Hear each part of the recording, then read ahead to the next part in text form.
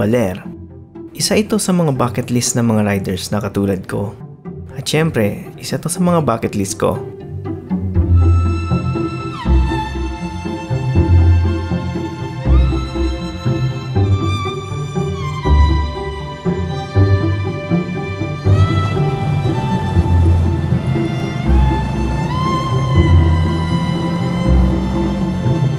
Dahil nga sa mga magagandang tanawin na dadaanan dito. Pero sa kasamaang palad, medyo hindi naging magandang panahon dahil sa habagat na dala ng bagyong Hana.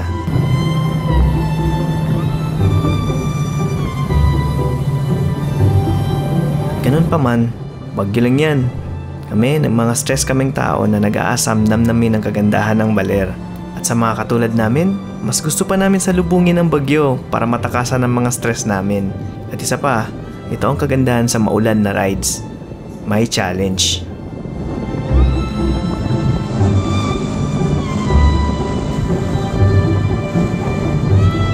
Pagkarating namin along Pantabangan, nakahanap kami ng karinderya na mapagkainan namin ng breakfast. Kaso nga lang, hindi ko marerecommend ang karinderya na to, which is kung mapapadaan kayo dito, is iwasan nyo na lang ang karinderya na to or hanap na lang kayo ng ibang mapagkainan dahil nga may bad experience kami dito at ayokong mangyari sa inyo. Or di kaya, try nyo na lang din kumain dito para malaman nyo kung bakit.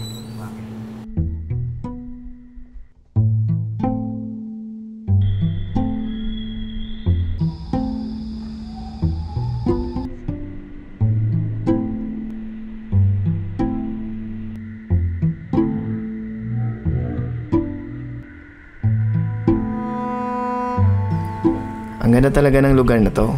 Kaya ngayon alam ko na kung bakit naging bucket list ito ng mga karamihan ng mga riders na katulad ko. Kaya instead na dumiretso na kami papuntang Baler, ang dami pa naming stopover dahil nga ang daming Instagrammable spots. Kaya tuloy, lalo kaming tinanghali. Picture ah. Yan.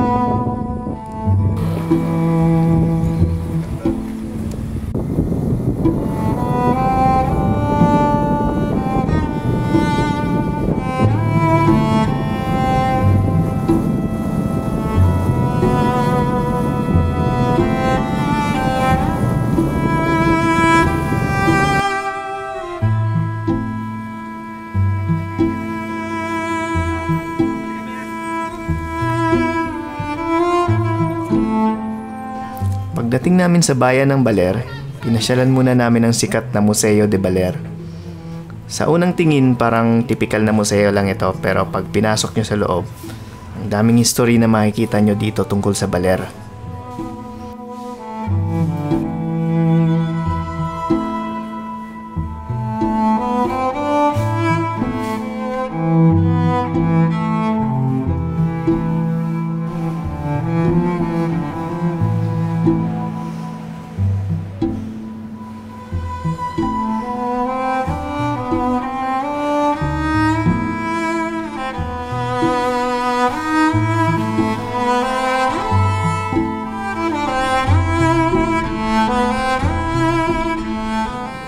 After namin sa museo, dumiretso na kami papuntang transient namin.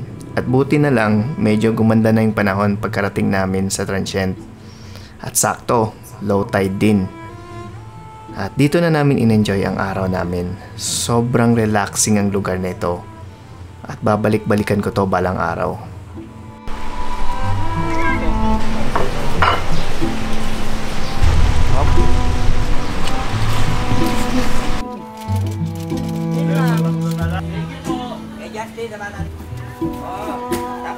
Sinigang. Sinigeng-geng.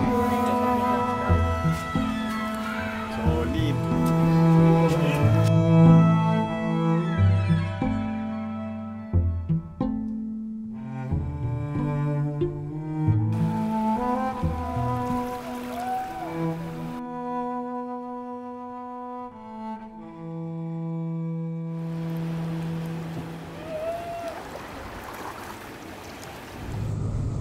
Kinaumagahan, nag-upisa na kaming mamasyal.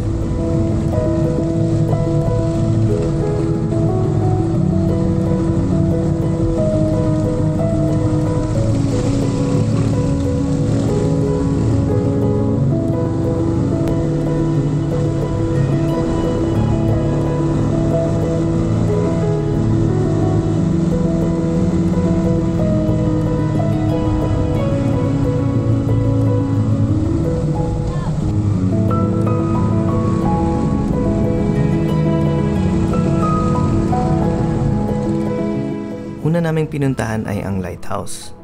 Kasi medyo malapit lang ito sa transient namin. Kaso may konting trekking din dito sa lighthouse.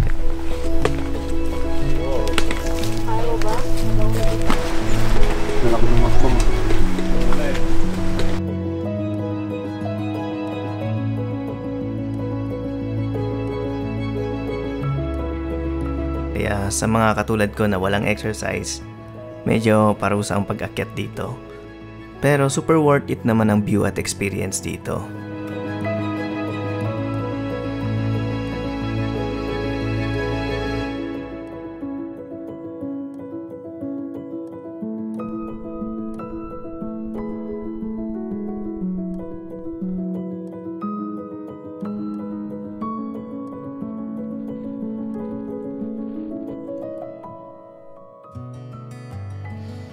After namin dito sa lighthouse, dumiretso na kami sa may Mother Falls.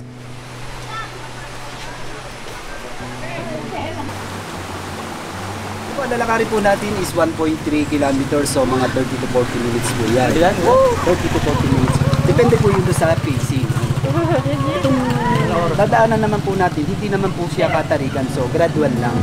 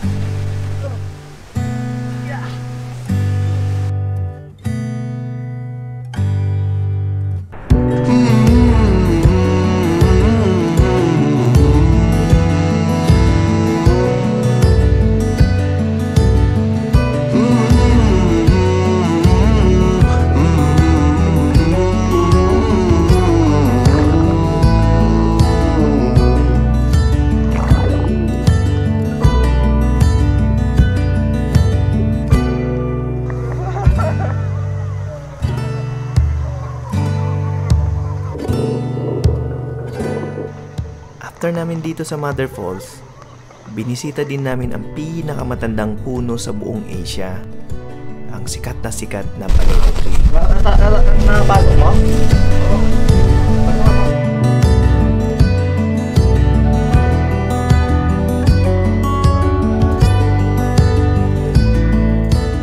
At ang panghuli ay ang Zabali Bridge.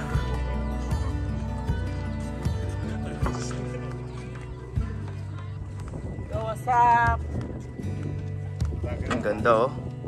Kunin ko na kay boss. Wala ko ba yung mga bulong?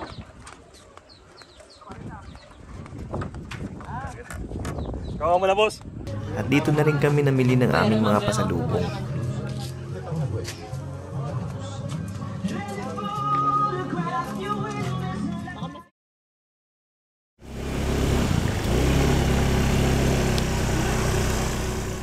Since pauwi na kami, picture-picture muna sa tabing dagat bago kami umuwi.